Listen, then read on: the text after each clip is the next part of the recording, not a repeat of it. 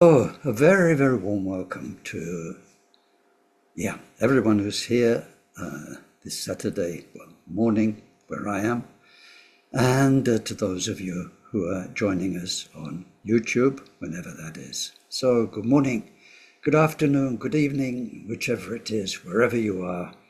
And this is our 24th session on the Mahayana Uttara Tantra Shastra. And thank you for your forbearance and patience, because we've probably got a few more sessions to go yet. We might finish by Christmas, and then goodness knows what happens after that. So just for now, we need this super important moment, remembering who we are, why we're here, and before the session started, it was just chatting, me rabbiting on as usual, and responding to the question about my week. And one thing I was thinking about this week, so I kind of started the idea, I said it was, my reflections were morbid by most people's standard, and I was thinking of this expression, staring death in the face, which sounds very sort of morbid. But I thought, if you really stare death in the face, what death really is, it's like looking through a window into endless futures. And our endless futures are more and more lives as this bodhicitta, this love inside us, this best bit of ourself, the whole point of being alive, where there will just be more and more opportunities to develop it in all sorts of ways. And this staring death in the face is absolutely beautiful. It means that we can assume all of those futures. I think just now, for most of us, that's a bit scary. I think we don't really want to look at it. It's easier to look at other things. So that's why I was saying before we started, a lot of people my age, they're dwelling in their glorious pasts, and when they were younger and they did what they did that for them defines them. What defines you? What defines me? What defines us? If we're on this path, is what we are going to become. It's wonderful. It's a very, very hopeful, positive future. This life comes and goes. We have to accept that, and comes and goes very quickly. But the future is endless. Not this much, not this much, not this much. It's endless. And it should be wonderful because of this path we're on. And certainly that should be our state of mind when we do these beginning prayers. They shouldn't just be words. They're such beautiful, meaningful words.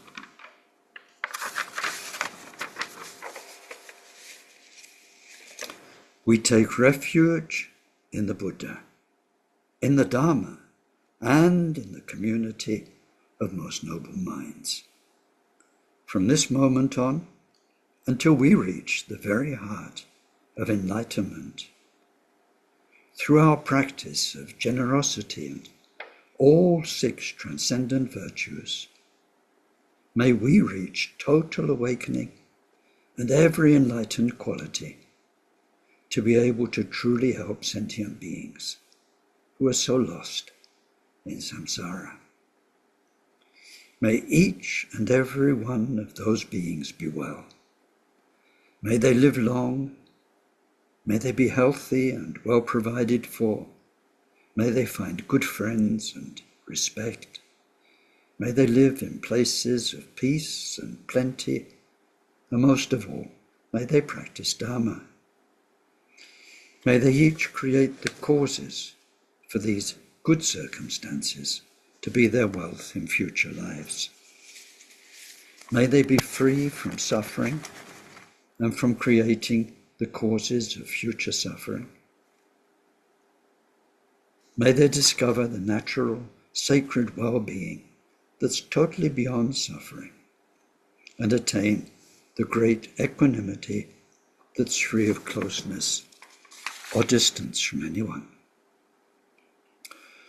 Deyata shame shamavati shameta shatru kurim marajite karota keyore tejuvati oloyane beshuda nimale malapanaye kukure kaka grase grasana omki paramuki amuki shamedavane savagraha bandanane ne grehitva Savabhava pravadina vimukta marapasha savitva buddha mudra anudgatita savamare butsarita parishuddha bhigashantu savamarakamani. Glorious Guru, source of all blessing, ever present above our heads on lotus and moon seat, through your immense kindness, ever sustain us, that the accomplishments of body, speech, and mind flow from you, and we are one.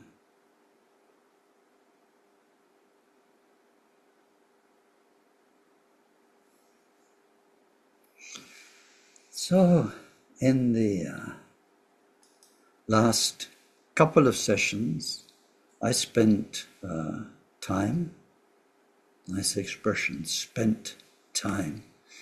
So I spent it, and I've spent it all, giving a general context for this enlightenment chapter. And now we are going to steam ahead, go through the verses, go through the words. And as in previous chapters, we have a structure. We're going to look at, I forget, maybe 7 areas with very similar titles to the Buddha Nature chapter. And before we look at what it is, what causes it, how it is, if it's caused, how it is as a fruition, what's its function, how does it manifest. The titles are very similar. And then once you are familiar with this text, now we're going through it once, when you've gone through it 2 times, 3 times, then you can start to compare what causes Buddha nature, what causes enlightenment. What is Buddha nature in itself? What is enlightenment in itself? What's the function of Buddha nature? What's the function? How are they different? And there, once we've absorbed enough information about Buddha nature through our studies and about enlightenment, you can start to really savor the similarities and the difference between us having Buddha nature and us becoming enlightened. It's profound. This chapter is the most difficult one to understand. The words are okay. We can all understand words. We're intelligent, educated people. We went to school, high school, universities. We can process information. That's not the problem. But to really understand what's going on here, it's so profound. So we are making a start. So we already looked at the first verses of this chapter last time. Briefly, we saw what is the nature of this Bud. Remember, I spent a lot of time explaining Bud and its translation and how enlightenment isn't a very good term. It doesn't, for most people, evoke the long-term lasting nature of what enlightenment is, the word itself. So we look briefly at what it is and what causes it together. That's how this chapter starts. And now we'll look a little more in detail, first at what it is, and then what causes it. So we're on page 190 of the book and verse 171. Buddhahood is indivisible, yet one can categorize it according to its qualities of purity, the two qualities of jhana and freedom, comparable to the sun and to space. So this verse is telling us that Buddhahood, enlightenment, Bud, Sanje in Tibetan, is in itself indivisible. Yet, this three-letter word, but, yet, one of the most powerful words in the English language, which sometimes you're waiting for in a sentence. He's a nice guy, and you're waiting for the but, or the yet. It's a powerful word. In itself, Buddhahood is indivisible. Nobody, not even Buddha, can compartmentalize it. It doesn't have one bit here and a different bit there. It doesn't have one kaya here, Dharmacharya here, Nirmanakaya there. In itself, and it's very interesting, and we won't go there because it's deep philosophy. It says it's indivisible. It doesn't say it's one. Now, Buddhist philosophers arguing with what we would call Hindu philosophers, lots of people talk about one. Where I come from, in our Kagyu lineage and its philosophy, we don't talk about one, but we talk about not two. And not two doesn't equal one. It's just not two. Right? So we're not going there. But to give you a clue, if you said whatever, God is one or Buddha mind is one, one means one. One what? It means it's definable. So we talk about not two in many ways. Not two meaning non-dual, but also not dual meaning not the mind poisons, not the dualistic thought. We talk about not two. So there's a Sanskrit term, Advaita, not two. And in India, in the time of the great, incredibly profound, noble debates, whether not two meant one or not was a big topic and debated about a lot.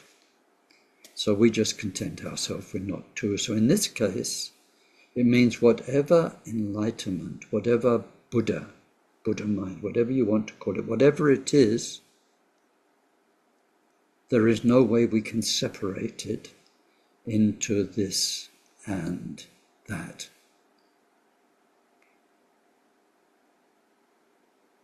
And as you work your way up the philosophy, this becomes very, very profound, because,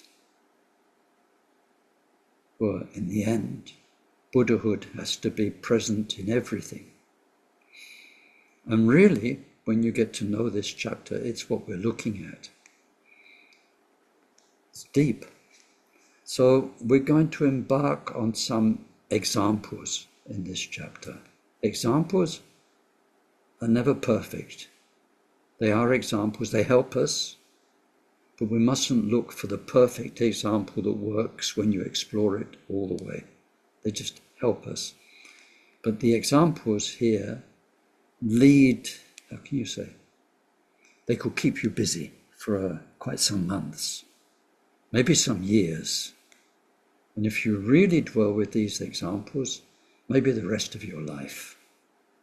So please don't just nod your head and say, got it, because you haven't.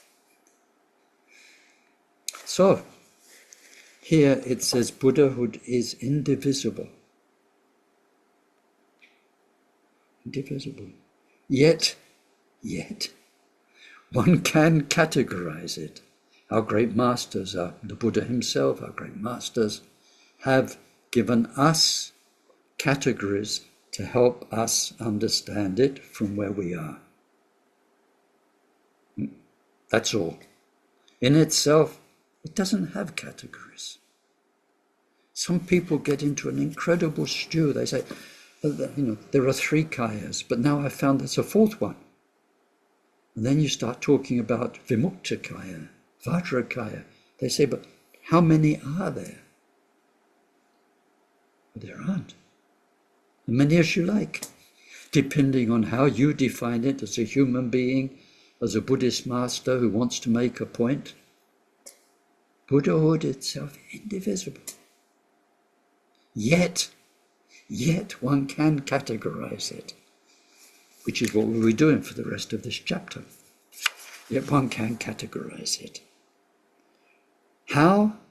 Well, we've seen in the very first verse, what is it really? It is purity. That's what we're talking about, total purity. So there are 2 areas, we can categorize it, 2 areas of that purity. The 2 qualities of jhana, primordial wisdom, and freedom, comparable to the sun and to space.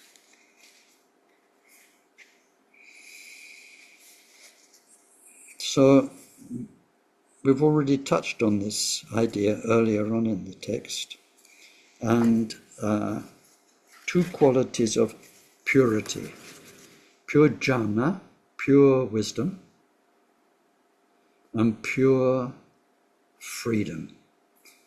So we've done that in the Buddha nature teachings and earlier on in this text. Freedom from the mind poisons, freedom from dualistic thinking, freedom from karmic blockages to meditation, freedom from anything that limits in any way, that poisons in any way. So this is one aspect of purity. All of those things gone through a path of practice. But when they're gone, and the path of practice is gone, what's left? Total purity. And that is called freedom.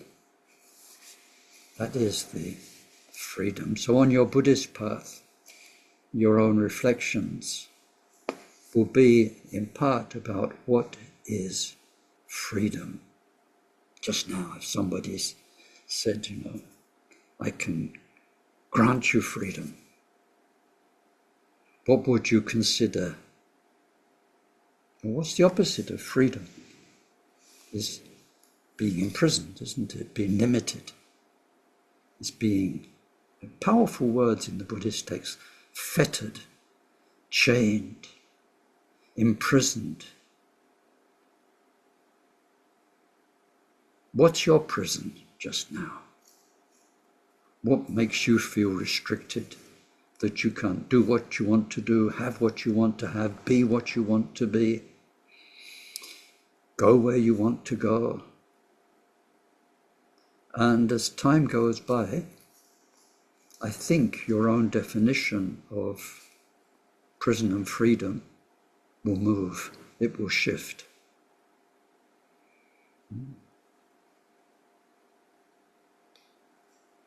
Just now, as a relative person, me, I am imprisoned by my health. I'm theoretically not supposed to lift more than 1 or 2 kilos. I tell you, in daily life, the number of things you lift, pull, tug, and I've got the gate to the property. It's a big iron gate. Right? Normally, you just pull it open because it's stuck. Right? I have to pull it open with little bits of movement and be very, very mindful. I'm limited. I can't just go up and give it a big yank. When we look deeply in ourselves, what would I really, what feels like missing, or I can't do, and I'd love to do, or to be, or to go, and all of those things, the definition will shift. And somebody wrote to me with a question that many people ask is I don't want not to be me. Buddhism's about non-ego and about the problems of personality. I quite like being me. And I don't really want to let go. So this definition will shift. And if we want to understand this chapter, Buddhahood, which is defined by us, because we can define it in categories, one aspect is freedom. Now we give it a name, we call it vimukti, kaya. Mukti means freedom. Vimukti means total freedom. And kaya means what embodies total freedom. Freedom from ego, freedom from self, freedom from me, and so on. Something if we want to understand enlightenment, we need to think about. And then, so freedom from those 3 things: mind poisons, dualistic thinking, obstacles to meditation. Freedom, and then wisdom. But not just any wisdom, jhana, primordial wisdom, a very limited term, totally restricted to the wisdom that's there when Buddha mind is present, not any of the other aspects of wisdom. So we'll come back to that. Now these are comparable to the sun and to space. So these are our examples.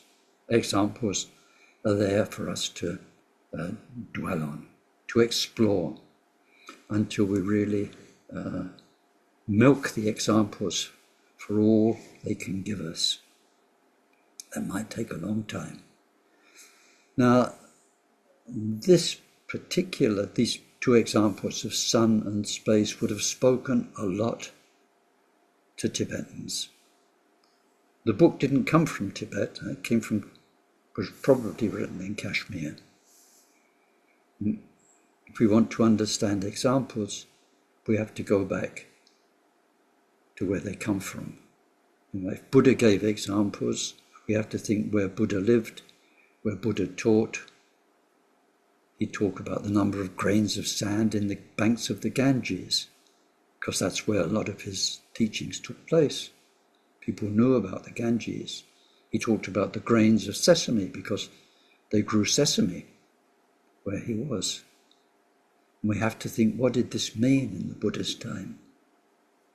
If they use the example of a horse, it's the fastest way you can go anywhere.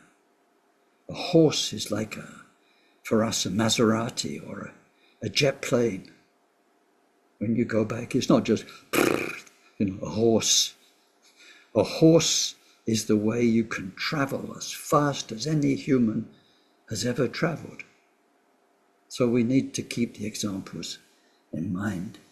So for Tibetans, the sun and space, if you've been to Tibet, or if you've been to high altitude plateau, like Tibet, you'll know the light, the sun, the incredible feeling of spaciousness is, it's quite unique. The skies at night time, in the daytime. So here we've got the sun and space. The sun is the example for jhana, primordial wisdom, and space as the example for freedom. Freedom from those past obstacles that limited us.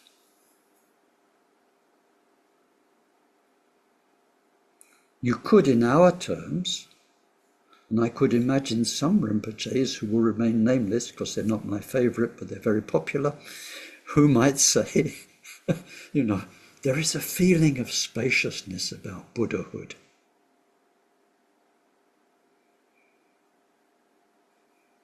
I don't know if Buddhahood has feelings, but it's something that speaks to disciples. Oh yeah, man, it's kind of spacious, kind of a spacious, all-encompassing, panoramic. You could use, say it's got a spacious feeling, and then a luminous quality. That sounds nice, if you're a teacher and you say that in a shrine room and people go, that sounds nice. Luminous quality, kind of, and spaciousness.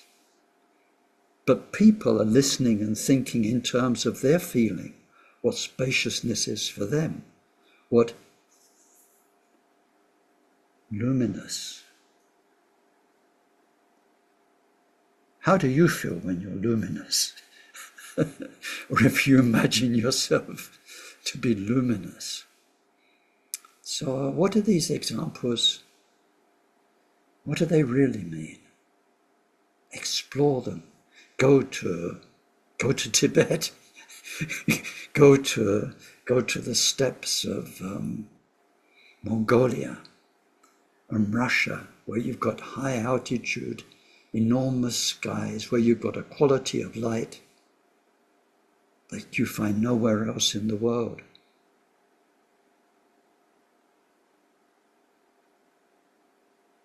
Now, one point, very important here, is that the light and the space are not separate.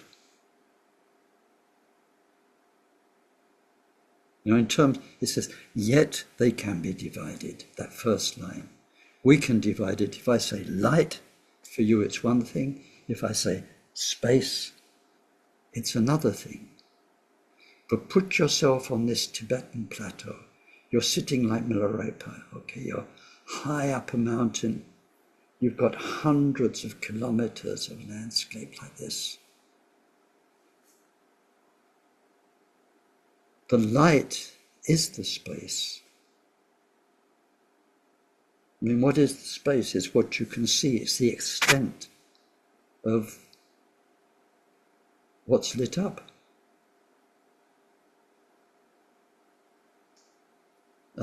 What is the light? It's everything present in that space of your visual awareness. You cannot separate the space and the light. This is one point. So it says, we don't need to be too modern and know about the sun and know about light and whether light's photons or whether it's waves and all that kind of stuff that goes on in our head. This is simple stuff. You're on a plateau in Kashmir or in Tibet, and there's this hundreds of square kilometers of light and space. And you can't first, you're exploring your experience in the moment of light and space. And can you separate them in what's happening in the moment? What is the space? This mountain, this tree's closer, that mountain's further. It's because you see this here and that there, that there's the feeling of space. The light creates the space, and the space enables the light.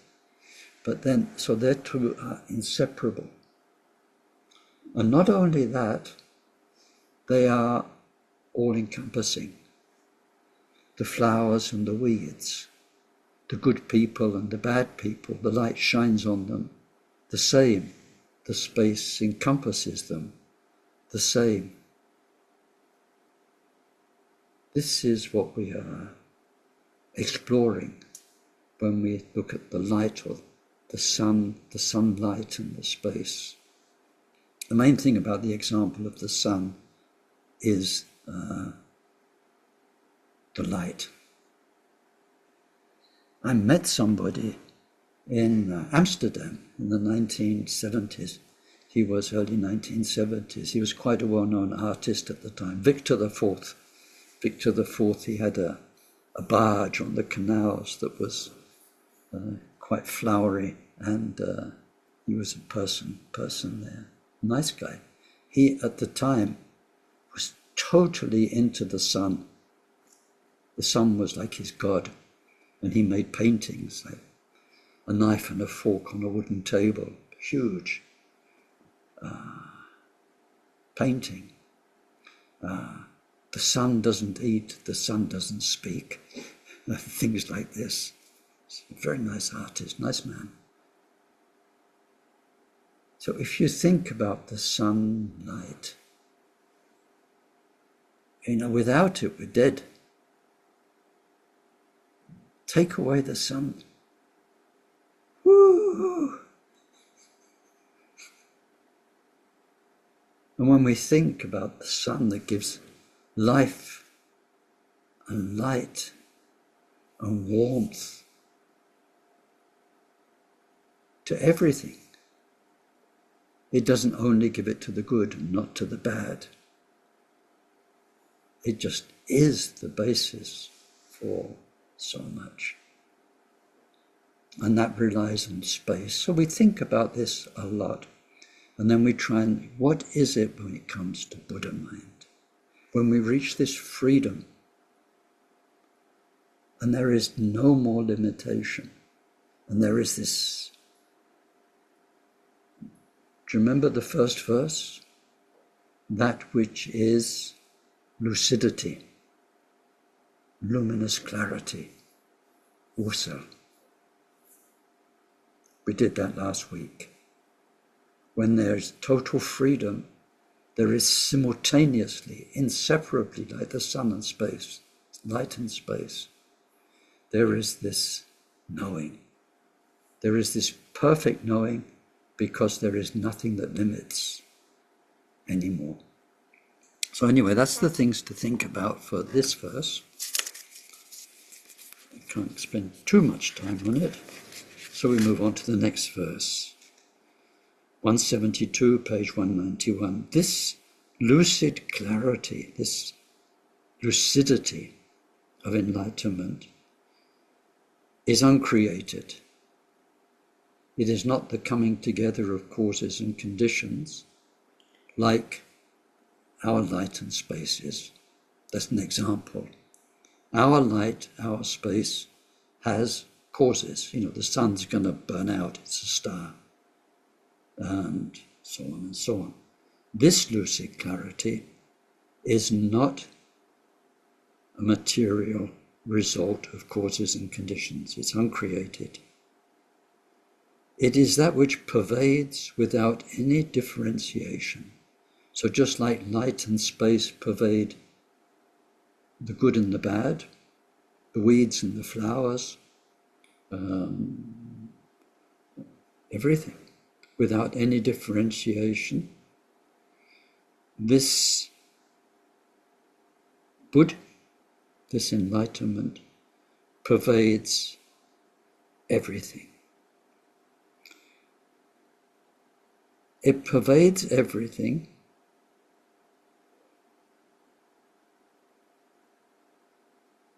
but unlike space, which is neutral, this all-pervading lucid clarity that we mean by enlightenment, this all-pervading jhana, this all-pervading, total, unimpeded wisdom, possesses all of Buddhahood's qualities, far greater in number than the sand grains in the banks of the river Ganges. When it says the river Ganges, it doesn't mean the water. It means the banks of the Ganges.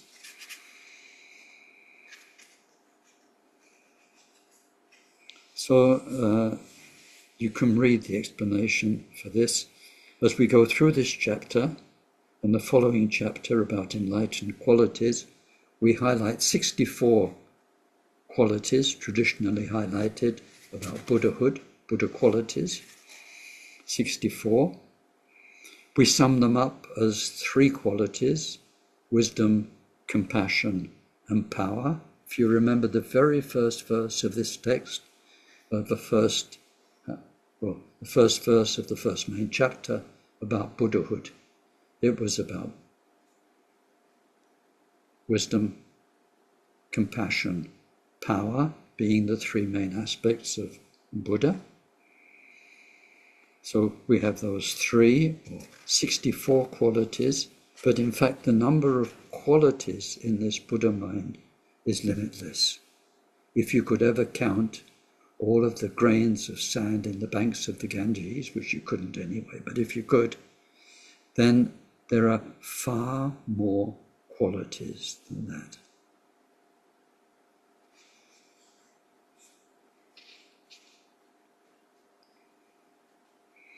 And then it pervades everything. It's omnipresent. Now, this becomes very important in our Vajrayana practice, in Mahamudra practice. Whatever's going on in your mind, relatively, in this moment, in any moment, Buddha mind is always there. This enlightenment, Buddha, is always there, in your ugliest, most ignoble thought, as well as in your loving, compassionate thoughts. It's ever present. So like in the daytime, space and light are ever present. This is ever present.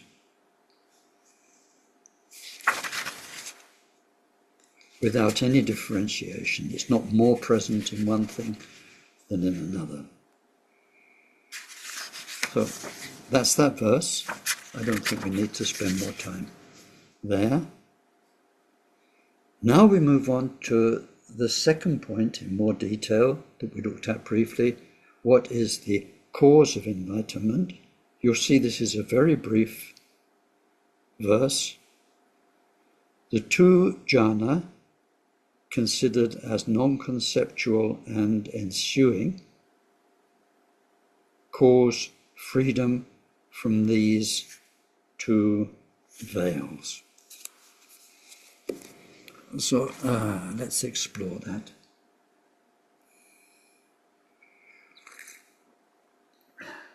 How are you doing? All right. Okay. So I've been mentioning 3 veils, 3 obscurations, blockages, veils, whatever you want to call them. Veils is quite good. It's like this dance of the 7 veils, gradually unveiling something that's kind of always been there. Like it said in the earlier verse, we can categorize them as 2, 3, depending. So practically in our work, we have 3. We're working on our mind poisons, we're working on our dualistic thinking, and we're working on our meditation obstacles. Meditation obstacles, if we didn't have them, you could do any meditation like that. You could get the instructions for a practice and you could just do it. But depending what practice it is, sometimes we have to practice for weeks, months, years before the, how can you say, the real presence, the real juice, the real point of the practice happens. People who do, or what's a famous Tibetan practice, Tummo, the heat yoga. People have to do all sorts of yogic exercises. So first they have to get their body fit so they can jump up and down and do all those fancy things, and then prepare their body, and then hold the breath, and then, some people, it works quite quickly. They don't have so much blockages. Other people, it's really such hard work. And there are stories of yogis where the yogis who are good at it sit a bit higher up on the mountainside than the yogis who aren't so good. So as they melt the snow, a bit of warm melted water can go down to the guy who's freezing underneath and trying to hold their breath and get the heat going, because they've got a lot more meditation obstacles. So in terms of our practice, these three veils are quite practically important.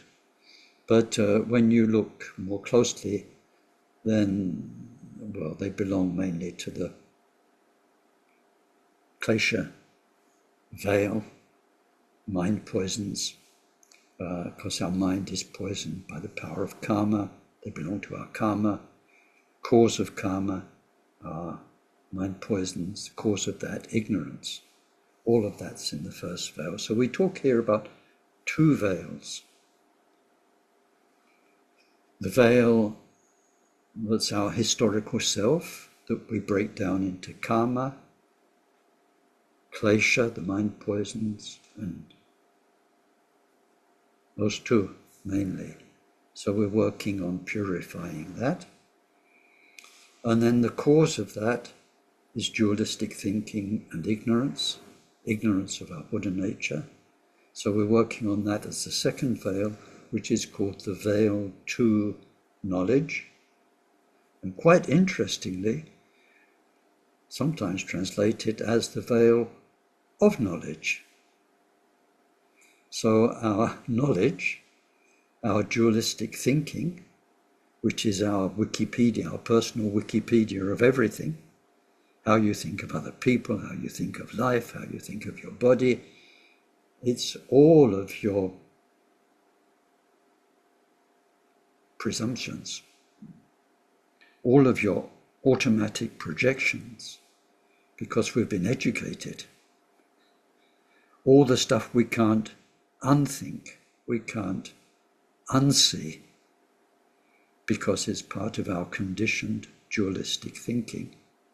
So it's sometimes called the veil of knowledge,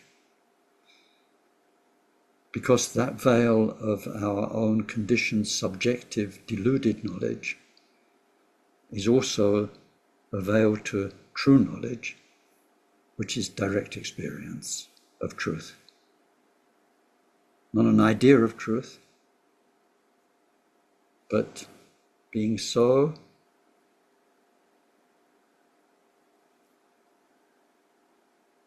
quiet,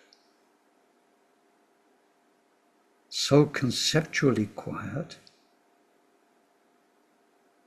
that everything just is what it is. We're not thinking it, projecting it, analyzing it. We are so quiet that we're transparent. There's nobody there. And then everything is just what it is. And that's wisdom. And as soon as we start talking about it in our head, projecting and so on, we lost the directedness. Does that make sense? So we call this second veil the veil of knowledge, or the veil to knowledge. Both translations work. If in the second one, the veil to knowledge means primordial wisdom. So here we've seen we've got two veils, our history, karma and klesha, and our dualistic, ignorant thinking. The cause for Buddha, for enlightenment, is to remove those two veils with the two aspects of jhana, the two aspects of primordial wisdom. I mentioned this last week, so I don't want to spend too much time coming back to it, but we cultivate these two aspects of primordial wisdom, or we cultivate the environment in which eventually they'll emerge, on the cushion and off the cushion. On the cushion usually first, and on the cushion we learn to make our mind still, stable. That's called shamatha, stable peace. And then within that stable peace we explore the stable peace itself, we explore mind itself. And gradually we become aware of what this mind really is, of who we really are. And we start to discover, to unveil our Buddha nature on the cushion. When that happens on the cushion, then there will be many repercussions when we get up off the cushion and we go back to our karma. The idea is that when you are on our cushion meditating, we kind of set our karma aside for a moment. We're looking deep into mind itself, this mind that we are. But then whatever we learn about mind, then when we come off the cushion, and there's your life. There's the people, there's the circumstances, there's your body, there's your health, there's everything. Your karma. And the wisdom that we apply, that we've gained on the cushion, one would hope, you apply off the cushion, and you live more wisely and more kindly and more generously, and all of those paramitas. This develops what special word for it, wisdom as prajna, prajna, however you pronounce it, is worldly wisdom, is wisdom, relative wisdom. And that makes the environment in which jhana, primordial wisdom, can develop. The two jhanas mentioned in this verse are that we meet Buddha mind on the cushion, and when we get up off the cushion, we realize that this Buddha mind, this enlightened mind, this true nature of things is present in everyone and in everything. That's the meaning of jhana. It's the only meaning of jhana. Buddha mind is everywhere. But in order to get that deep, so you see Buddha in everyone you meet, so you experience shunyata in every phenomena that presents itself. If you see a tree, a mountain, if you see good, evil, whatever's going on, you are primordially aware of the truth, Buddha mind, present in that moment, simultaneous with the details that are happening. When you sit on the cushion, it's simultaneous with peace. It's very profound. In the depth of peace you find Buddha mind. And because you found it there, and you know what it is, then when you get up off the cushion, you realize it doesn't disappear. It's there in a banana. It's there in your brother and your sister. It's there in your trainers. It's there everywhere. You can only realize that if in the depths of your meditation, in the quiet, you have that transmission of wakefulness, of, well, what's the word? Purity, clarity, lucidity. So what I want you to take away from today is we need to do that work on the cushion as best we can, because that nourishes on the cushion and off the cushion, so we can develop wisdom. But that wisdom that we develop through the first stages of the path is not the two forms of jhana being mentioned here. It makes the environment where the two forms of jhana, where Buddha mind is present in your meditation session, and that same Buddha mind is vividly present as you go back and deal with your history. That's jhana. I hope that's clear. If not, listen to the recording half a dozen times until it is clear, because it's an important point. It's very important, because lots of people who are meditating now, whatever Rinpoche they're with, whatever system they're in, whichever Dharma organization they're in, Kagyu, Nimapa, whatever it is, it's so easy to think that the observing mind, the awareness that you have and that you're cultivating through your meditation practice is what's being talked about here, the two forms of jhana. And usually it's not. It's relative consciousness. It's vijnana, it's not jhana. Verse 173, the defilements, obscuration 1, and the cognitive obscuration, obscuration 2, are said to be like covering clouds, since they are by nature non-existent.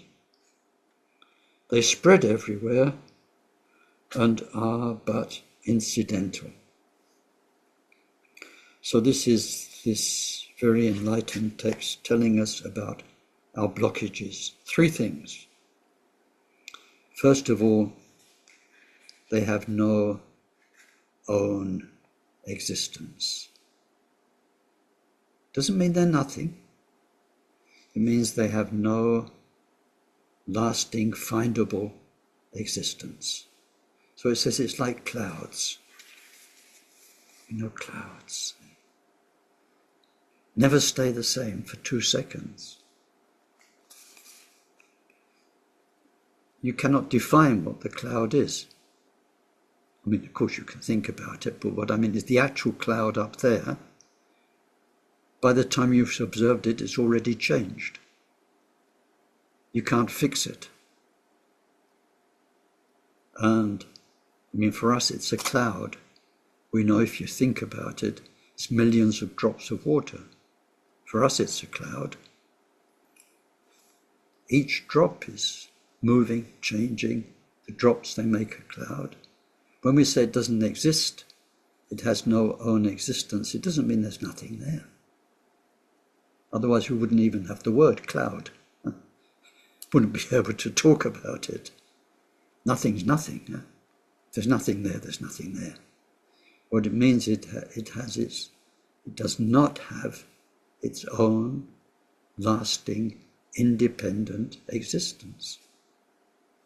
It is a impermanent thing caused by causes and conditions. That's what we're saying. So clouds are clouds. But when you come to define the cloud, it's just, you can't. It has no own existence. That's point one. So the same thing, when you come in meditation to look at your anger, your passion, your clinging, and your ignorance, when we learn, we get the instructions how to look them directly in the face, explore them, try and seize them. You can't. You can't. You try and catch your anger and you can't, it's gone. And the same with your ignorance.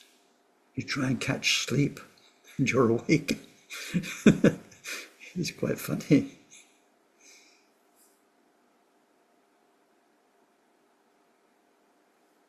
So what's covering it is, we're talking about both fails, is non-existent. It has no own independent existence.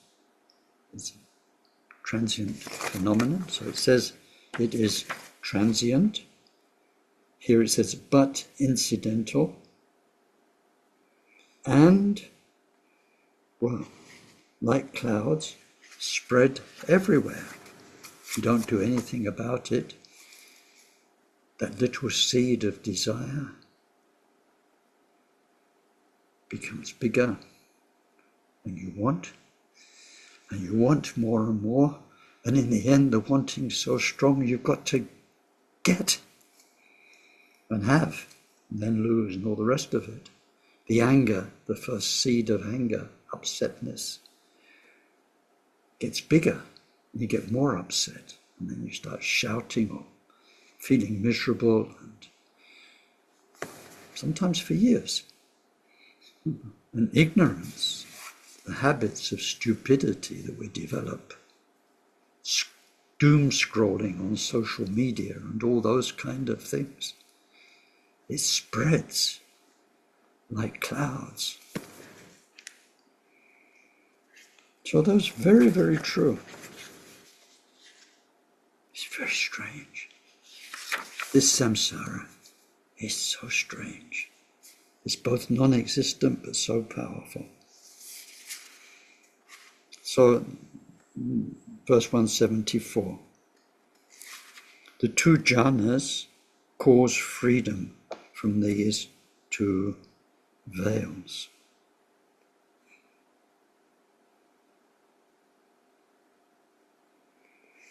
I think, just to digress for a second or two. If this had been written these days, there's one example, and it's an example that Khenpo Sotin used because he existed in these days. That's terrific. It's really terrific. And anyways, it's come and gone. One example he used was tape cassettes from tape recorders. So they've been and gone as examples because we have digital now, digital different. But the example is that of a projector in a cinema. It's a terrific example. I'm sure Buddha and the Sangha could have done wonders with it. And I'd like to digress even more from, because otherwise these teachings get a bit intense, from, where are we? Ken, 1970, traveling through Pakistan and deciding to go and see a movie with my friends I was traveling with. The movie was 20,000 Leagues Under the Sea, I think.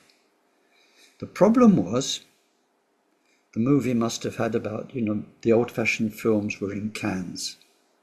And one film was more than one can. It was 3, 4, 5 cans. They didn't put the cans on in the right order. So in the cinema, we started with probably can number 2. So poof, bang into the action.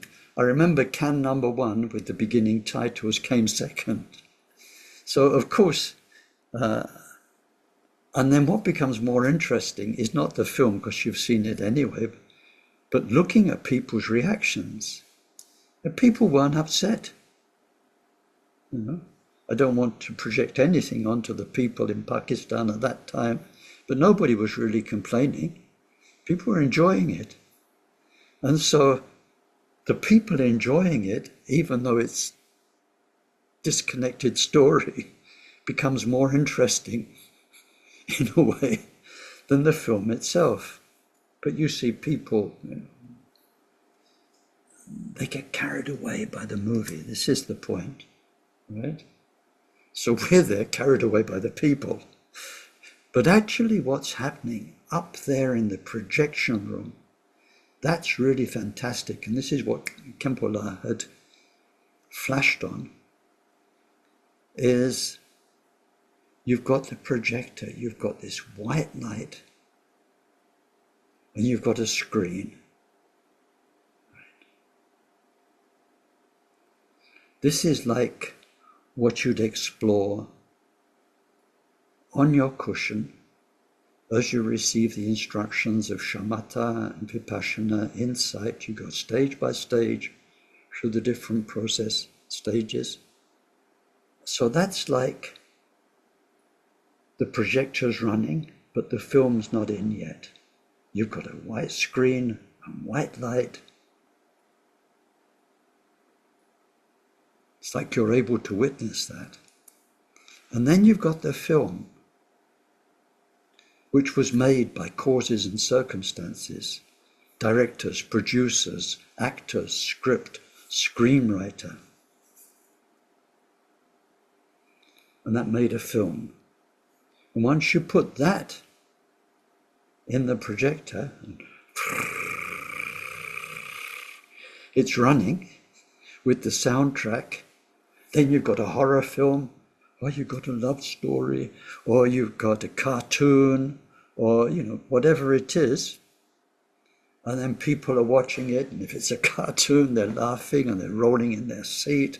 If it's a horror thing, they're gripping their seat, closing their eyes, holding their companion's hand or whatever. They're carried away according to the causes and conditions. Then it's whatever it is, horror, comedy, and so on.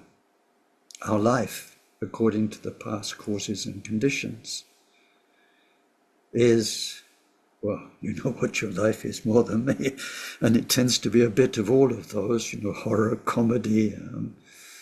It's like changing every second according to the causes and conditions of the past. So that is a tremendous example. So what we develop on the cushion and off the cushion will enable us to realize that whether before the film's inserted, when there's just the white light and the screen, and that when the film's running, there is still the white light and the screen. The white light is present in every frame. No white light, no screen, no movie. The basic nature of mind, the enlightened nature of mind, this Buddha mind in which there are more qualities than the grains of sand in the banks of the Ganges, is present in every moment of our mind, our saddest moment, our happiest moment, our most stupid moments, in deep sleep even, it's there. So the jhana is actually catching the Buddha mind in the moment. In the relative truth moment, off the cushion, the ultimate truth moment, on the cushion. That's how we move towards total enlightenment, and those two aspects of our life, on the cushion and off the cushion, get closer and closer and become indistinguishable. So now we move on to the third section of this chapter, called Enlightenment as a Fruition. So when we've cultivated the two jhanas, on and off the cushion, and gone through the different bodhisattva levels, then we have two verses to describe it. It is like a lake of purest water, gradually overspread by lotuses, or like the full moon set free from Rahu's mouth, and like the sun liberated from the banked defilement clouds. This is radiantly manifest, stainless and bearing all qualities. And since this enlightenment, this Buddhahood, is like the victor, the best of all, we're going back now to the 9 examples. The Buddha in the lotus, like the honey among the bees, like the kernels of the grains, like the gold fell in the rubbish, and like the treasure, the great tree, the Buddha statue, and like the king of the worlds, future Chakravarti monarch, present as a fetus in the womb of a poor woman, and like the statue of gold. So we're back to our 9 examples we had in the Buddha nature statue.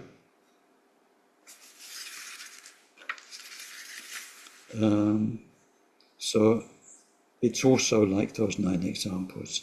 So we've got 3 examples: a lake spread with lotuses, the moon coming out of an eclipse, and the sun emerging from clouds. So when it says Rahu's mouth, Rahu in mythology is a dragon, and the dragon swallows the moon in an eclipse, and then fortunately, being a dragon, the moon goes through the dragon's body, it comes out the bottom end, and so the moon emerges from an eclipse. So we've got those examples. So like the first one, a lake overspread with lotuses. Let's go back. This example comes from Asanga. Asanga was a Kashmiri. Kashmir has some beautiful, beautiful lakes, and many of the lakes have lots of lotuses growing on them.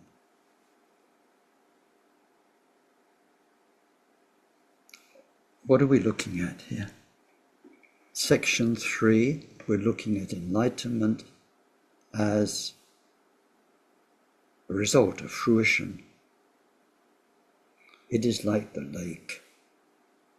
So enlightenment in itself, once it is, or once we get there, it is like the water in which all these lotuses come out of the mud, come up to the surface, make their beautiful flowers, and disappear. This Buddha that we're talking about, this changeless, timeless nature, is where relatively people become bodhisattvas, bodhisattvas become Buddhas with their pure lands, and then their Buddha activity is over, and gone. Imagine this lake. So we're looking at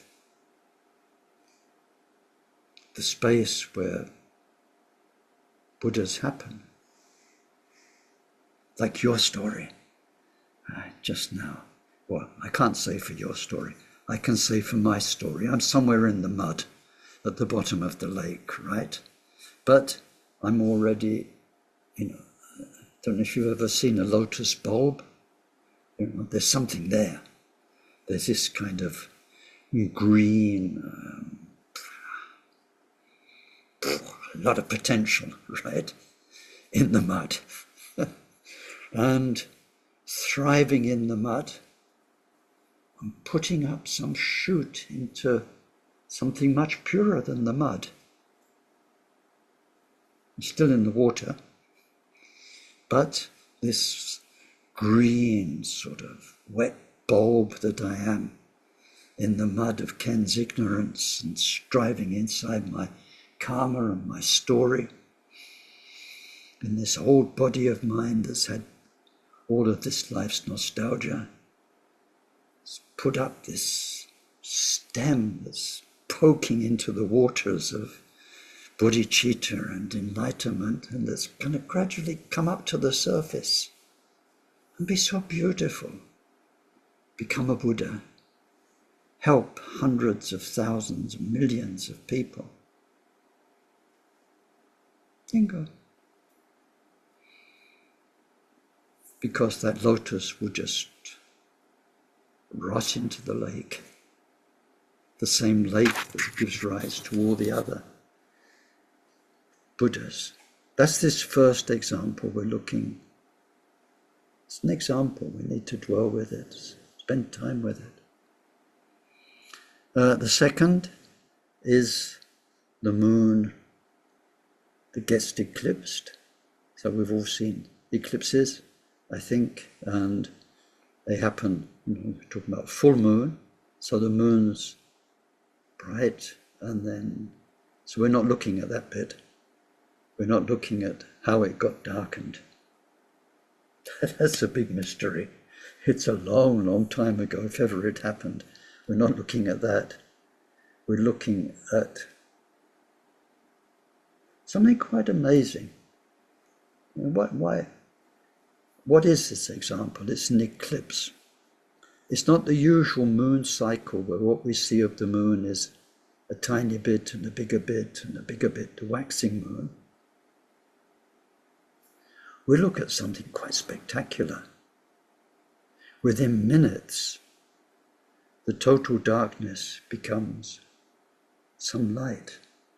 And then this silvery disk is emerging, and as it emerges, then the whole landscape becomes bathed in light. We're looking at the bodhisattva levels, the breakthrough, the first light, and then, depending on how you practice, depending on your past karma, it can go very fast, the bodhisattva levels. When we look at, in the Tara teachings, wisdom moon in one lifetime reaches first bodhisattva level, seventh bodhisattva level.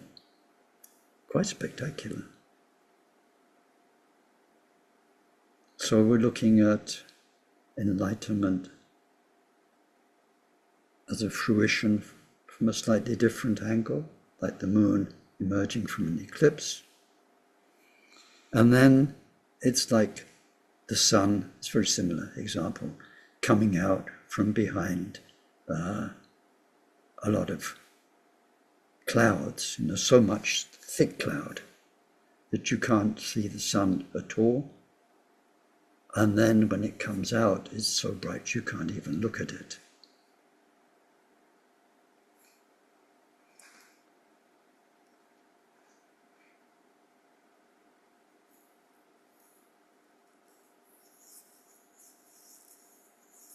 So what do you think the point is here? This point 3 of enlightenment as a fruition.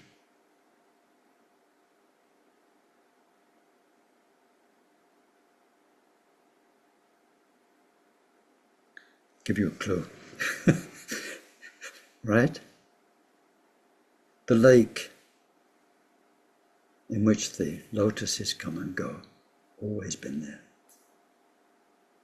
The moon emerging from the eclipse, always been there. The sun shining its light from clouds, always been there. But, relatively speaking, while it was in the eclipse, things were very dark. While the sun was behind the clouds, there wasn't this brilliant light on everything. And the water in which the lotuses arise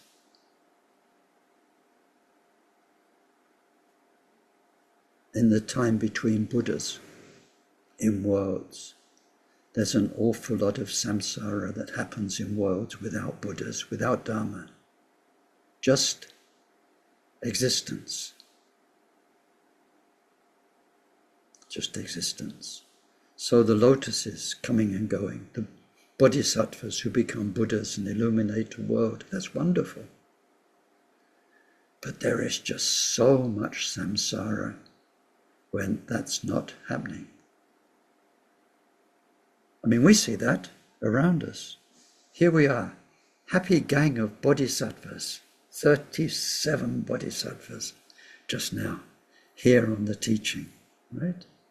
Our lives are enriched by Dharma, Dharma practice, Dharma wisdom, Dharma ideas. Look around you, even at the humans, the humans in your street, in your town, in your city. And then not just the humans, the insects writhing in the earth. And there's so much life going on without Dharma.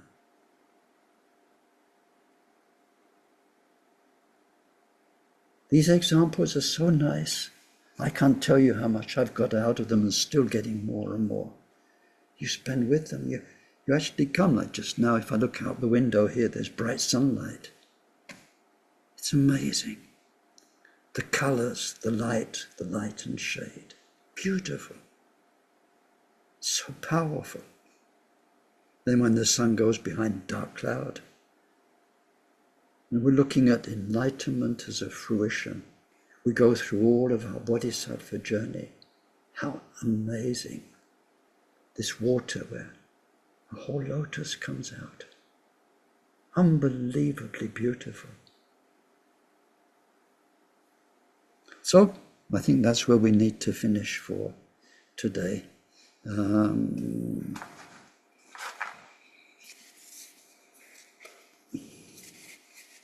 We've done verse 175, and then it's also verse 176. Then we're looking at the 9 examples that we had before. The main point of the 9 examples, you'll remember, was to show us a result by removal, not a result where causes and conditions make a temporary result, but a result by removal. We had 9 examples of that. So it says enlightenment as a fruition, like the 9 examples, is a fruition by removal, not by creating something temporary, which will be enlightenment. So we've done there in verses 175, 176, a brief look at enlightenment as a fruition. In the following verses, we'll look at it a little bit more, although I've covered the essential just now. Thank you very much.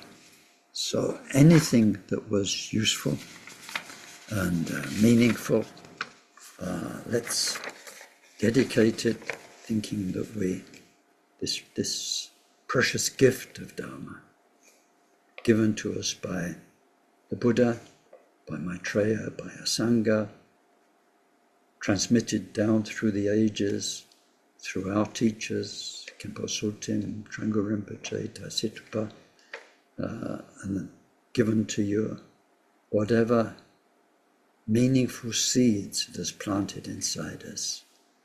Let's hope to share every tiniest bit of benefit with everybody, so that there's less suffering, less causes of suffering in the world.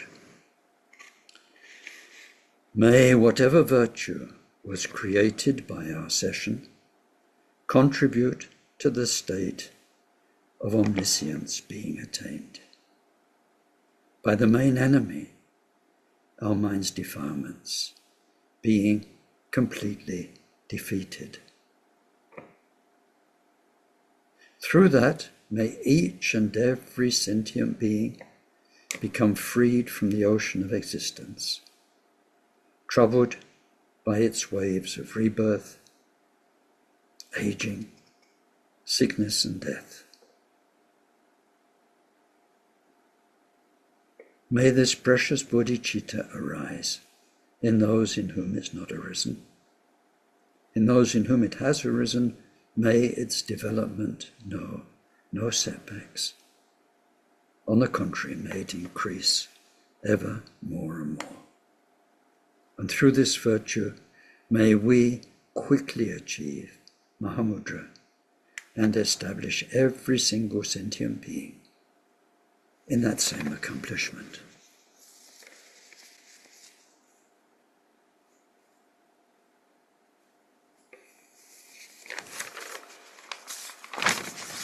Thank you very much. And so now it's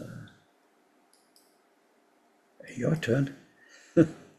And so hello to everyone I didn't say hello to, and I didn't do many names at the beginning today, and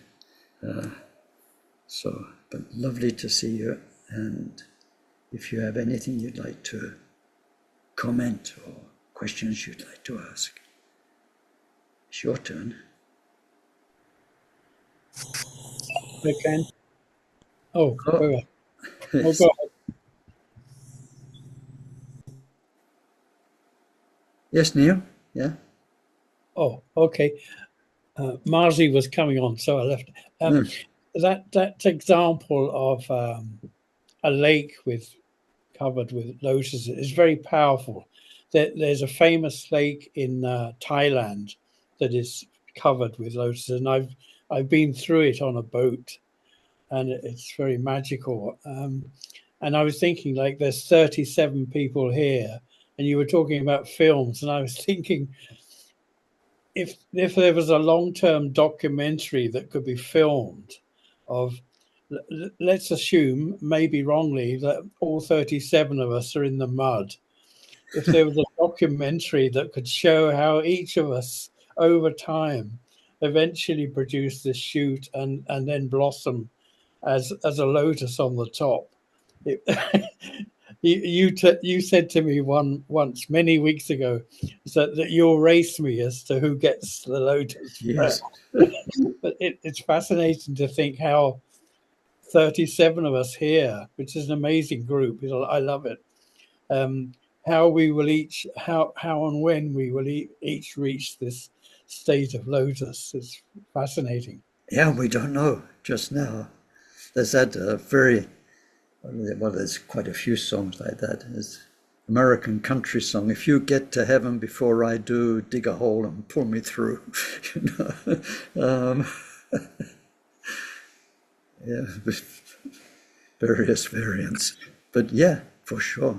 But I love these examples. I mean, first you have to make the lotus seed, that kind of green, wet thing. That's our beginnings of bodhicitta in the mud. But then that whole next stage is poking up through the water. We get it. We realize what the mud is, and we break into some sort of clarity. Which is Dharma, and people call their Dharma path, and so on. It's brilliant. It's like the difference between being in the mud and being in the water. And what's amazing is after that, there's being in the space and the fresh air and lotusing, because when it comes up through the water, it's like a snake coming up out of the thing. That whole area of Dharma. And then when you look at the stories of great Dharma masters, and these teachings too, in the end of the first 3 chapters, is how you have to leave Dharma behind. You have to kind of leave the Sangha behind, because what you're going into is just so much bigger. There is no bigger than that.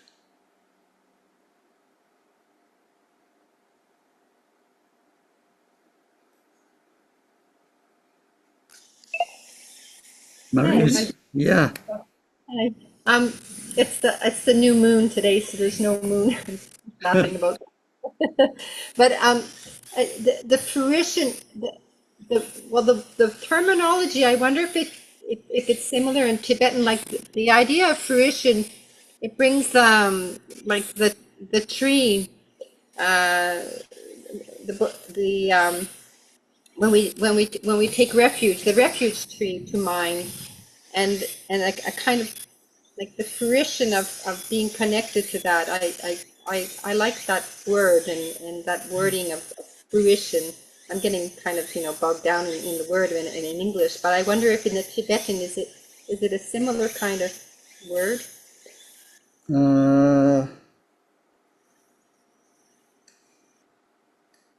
Not. Yeah, it's a word like it is the same word as fruition, like, Because it has to but like with then the meaning, when you get the Dharma explanations, leaves the idea of fruit behind. yeah, Because, right. like fruit comes and goes on a tree, Yeah, right? yeah, And in a way, it's a bit like this example, the lake in which the lotus is, bodhisattvas becoming Buddhas come and go, yeah, yeah, fruit on a tree. But yeah. in another sense, the feeling you get when you use the word in Tibetan, or Mm-hmm. if I hear a Rinpoche using the word, it's not like that tree and fruit. It's in the end, the Okay, final outcome of it all. so it's the When notion of space. everything else has been and gone, and where does it? Akon Rinpoche, who's English, was impressive because it wasn't quite good English, but then it stuck with you. He Yeah, often used to say, "In the end up, in the yeah. end up," and it really has that feeling. Once all the path's been gone through, and this is quite important because in yogic songs, it often talks about view, meditation, conduct, and fruition. Mm-hmm. And their fruition is it's like when it's all over, when you come Okay, to the end, when you come to the ultimate truth. Really has more that feeling. okay, thank you. And that's what we've got here. It's an interesting section, and so we're going to next week look more at it. It's talking about relatively for us, what's it like as a fruition? It's like the moon coming out from an eclipse and so on. It's amazing, it's spectacular, it's big. But then there's this other feeling, like with the lake, and also with the moon, because eclipse finished, then there's two eclipses a year, year after year, it's happening. So as a fruition, it's the forever state in which all of the relative stories come to an end. Oh, okay, yeah, that makes sense. Yeah, thank you. Is accomplishment the correct a close synonym? Accomplishment? Yeah, for the first aspect of our stories coming to fruition, it's perfect. Accomplishment's perfect. But then, like, if you think of it in terms of the space in which it all happens, that's when we get these kind of yogic things like there is no accomplishment. There's nothing to accomplish because it was always there. It's like waking up from a dream. What dream? It's gone. That's when they say when they're already got there, but when from our side. Yeah, well, exactly, and that's what this section is to help us start thinking about what it is relatively for us and what it's always been. Why the Buddha said, "I have nothing to teach," and I think soon we're going to get Taisitupa's teachings on the Ganges Mahamudra, and Tilopa says to Naropa, there's nothing here to be shown. But that's another area. I mean, Tilopa and Naropa's story. Naropa wants so much to be the disciple. And so Tilopa keeps saying, if I had a disciple, And he looks over and there's people just getting married. You know, an Indian wedding. It's a big deal. If I had a disciple, he'd go over there and beat up the bride. Right? And so Naropa, who wants so much to be, yeah, and my guru said that, he goes over there, he beats up the bride. And of course, all the wedding crowd, they beat him up till he's almost dead. And, you know, he has to, so he goes through 12 really, really hard trials like that. You know, and at the end, when there's this Ganges Mahamudra, Tilopa tells him, you know, nothing to do, nothing to be shown. There's nothing to teach. This is it. It just is. You want teachings, blah, blah, blah, blah, practices. You want another practice and another practice. It just is. So this section for us is to help us think about that. My joke is that I always wanted to learn the Naropa stomp, where he stomps on the ground and everything turns to gold. That's what I want. No, you need my to learn garbage joke. what Tilopa does with it afterwards. Then he It's up throws to it the away. gold and throws it away. Yeah. There's a very nice story in this context, more from our time, from Patra Rinpoche. Somebody gives him as an offering a huge piece of silver. And when he shifts, because he lived in a camp, he just lived in a tent and moved on. When he decamps to go to the next place, he just leaves it there in the hollow. And his attendant said, this is worth a lot of money. He said, yeah, and Patra Rinpoche can't be bothered. And they've travelled on, and then he meets a woman who's poor and her whole family is in dire straits, they're in debt, and then he says, oh, that piece of silver, go back and get it and give it to her, you know. Then it's of some use. That's a really nice story in this context, you know. He doesn't need it, but then he does need it to help somebody.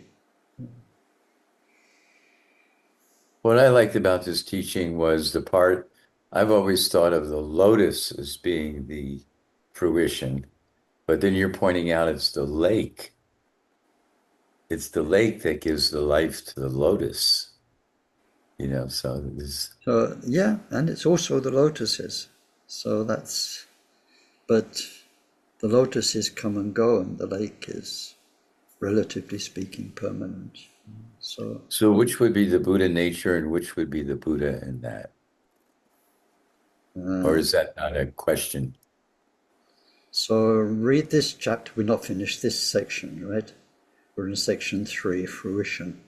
Do this, and then go back and compare it with the Buddha nature teachings relevant section. That's the study part of this. So, I mean, there's no example is perfect. It really, they help us think that far, and then you have to drop the example. But Buddha nature is the lotus all the way up to the time it rots.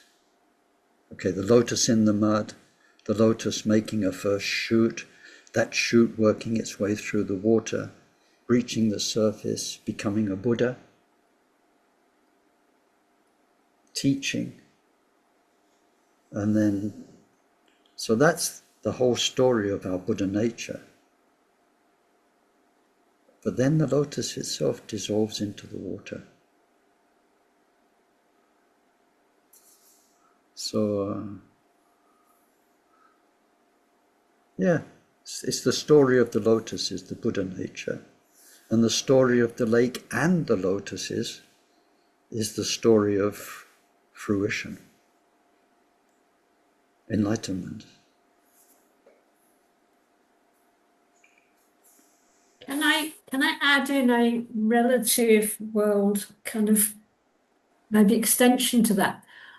For for the last 4 years, the house I moved into has a fish pond. And it has some miniature lilies, which are very like lotuses, really. And it has an awful lot of pond weed. And what's interesting is observing it year after year. And yes, the lotuses die back. And they come up next the following year, and they've spread. And when they come up, they really have to fight their way through all this other pondweed. Because if I pull the pondweed out, I'll probably pull out the lotus roots. So I have to be very careful. And it's like a real kind of living kind of example of our own journey. Because unless something awful happens to the water and the water quality, those lilies will go on spreading and bringing delight. And yes, okay, they're temporary in a sense, but the seed that nourishes them and the mud that nourishes them and the water and everything else that nourishes them, that is all there. That is uncreated in a sense and unchanging. So I have a most wonderful kind of living Dharma sort of support for me. Wonderful. Wonderful, because you're doing exactly what the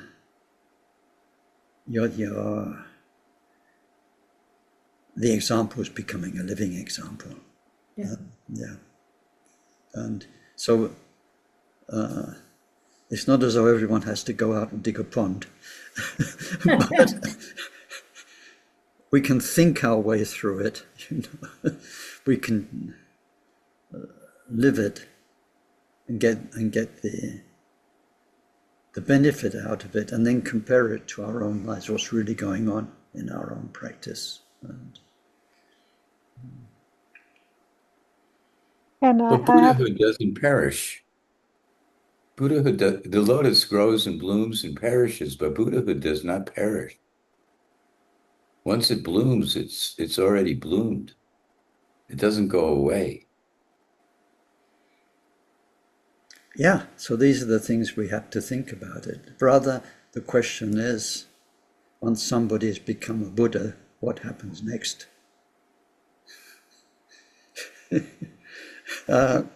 Which is what we're going to be looking at when we come to the 6th part of this particular chapter, I think, and thinking about in more detail. It's under the section Buddhahood's Manifestation.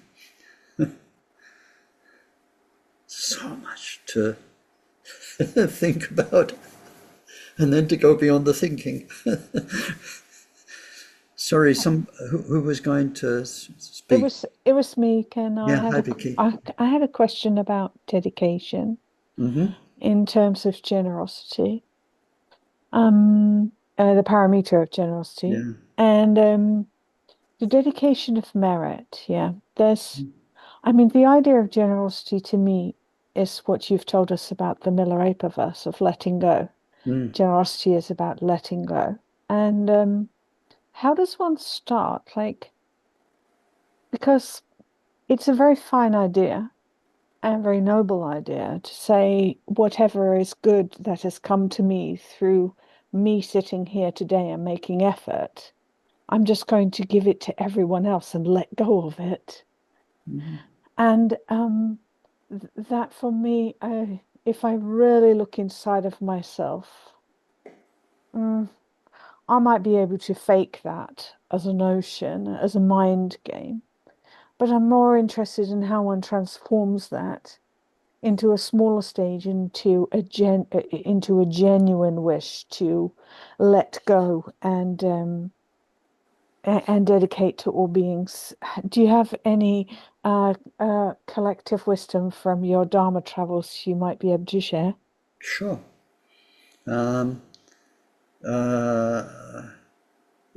Two main things to say. The first one is faking it is good, because our mind is a whole series of habits So even though we are artificially creating an idea, a feeling in our imagination we're sharing with everybody, we make that habit again and again.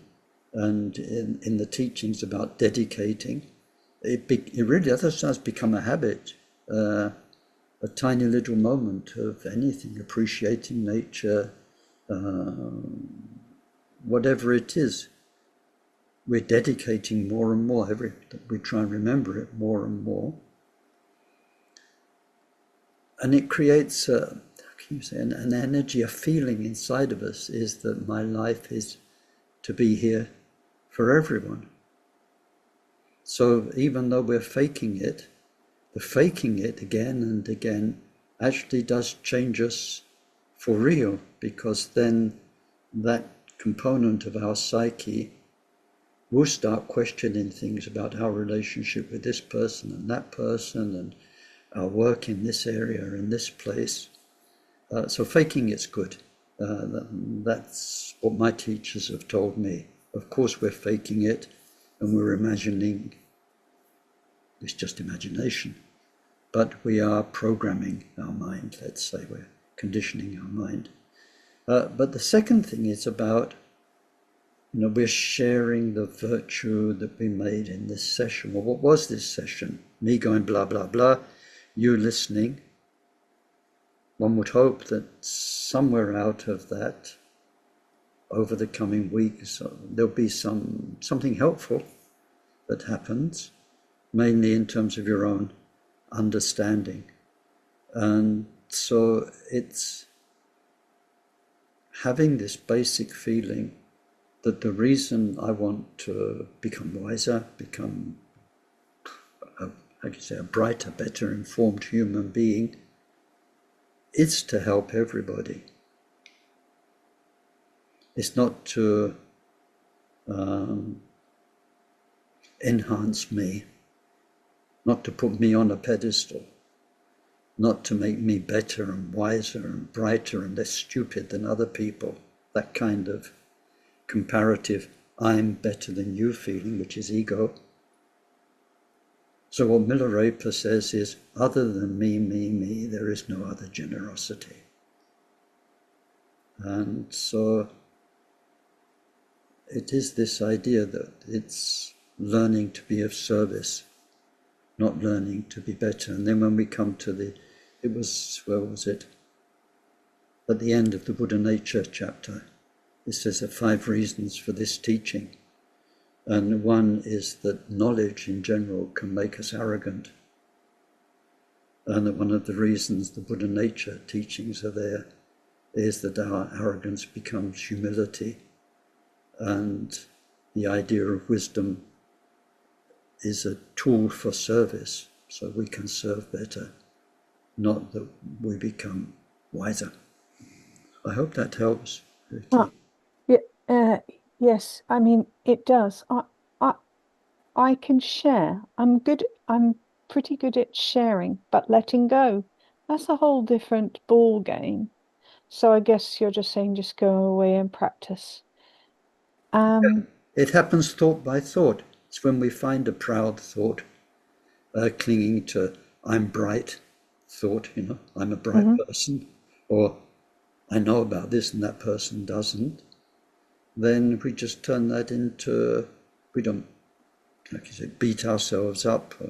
We just turn that into a sweet thought. Knowledge is for service. Wisdom is for service. And puts it in just a... Letting go is a mental trick. Has nothing to do with material objects. It's how you view that material object. Are you grasping onto the material object, or are you letting go of the material object? So that's the differences between grasping, holding on to things as real, and opening up into apparent emptiness. Yeah. So it's a mental phenomena that you're doing. You're not giving anything away. That's part of it. That's part of it, Myra. But seeing the shunyata of it, but just very practically with what we're looking at here is giving something away.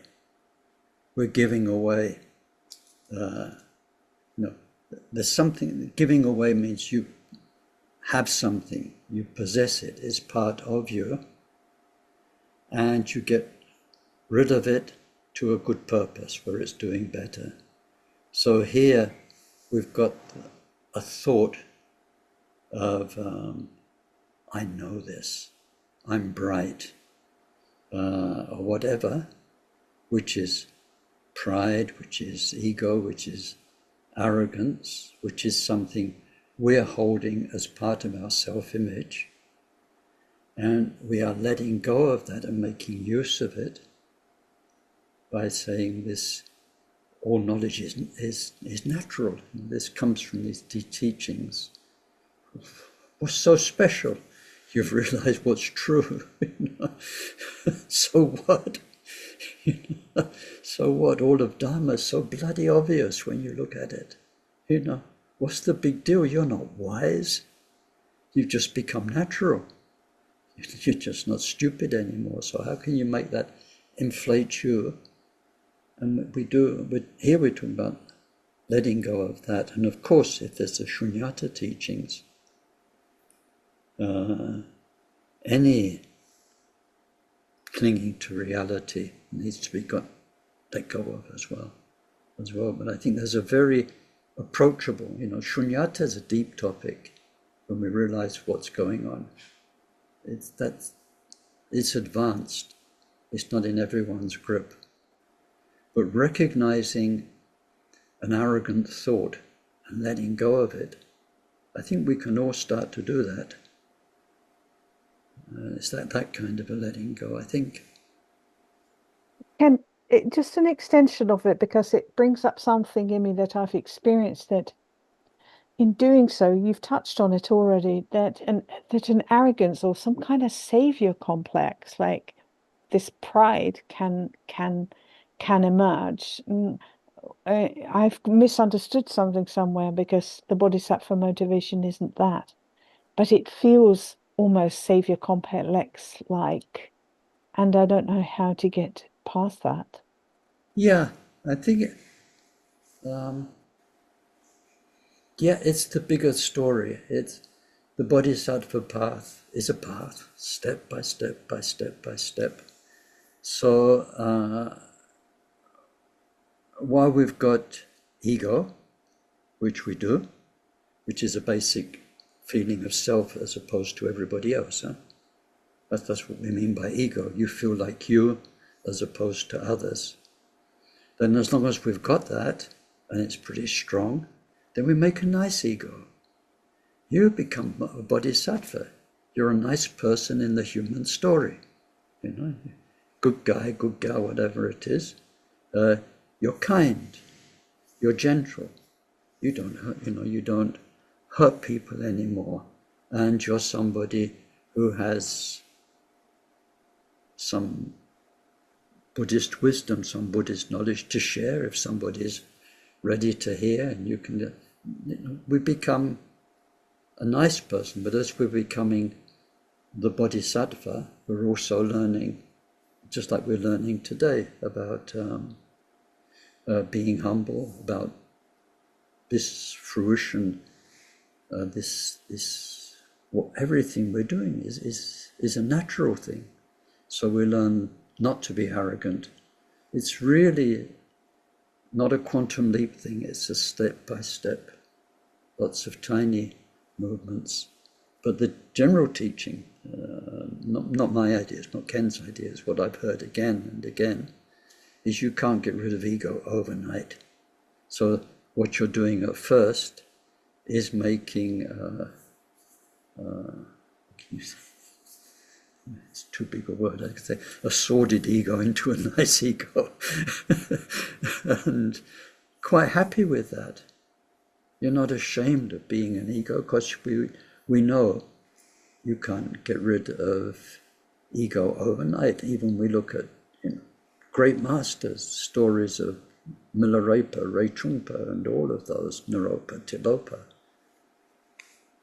they're still getting what's left of their egos bashed around by their teachers, So for the likes of us, we're not just going to be egoless tomorrow just because we know that's the way to go. So we're happy with ourselves. We're trying to be a little bit better, a little bit kinder, and so on. And that's very nice. And then when we get to Vajrayana teachings, then we get these beautiful ones where you don't just become a better Ken. From time to time you sit on a cushion and become Chinrezig. You become the perfection you really are. And you get off the cushion and you realize, gosh, that's me too. That's the amazing side of Vajrayana practice. Thank you, Ken. That was very helpful. Okay, so thank you, everybody. And what are we today? What's the number? 23. Next week's 30. Yeah, we're back with these teachings next week. And then we get a weekend off for Tonglen. So have a good week, everyone. And thanks for listening so nicely, so patient. Thank you, Ken. Thank you very much. Thank you. Bye-bye.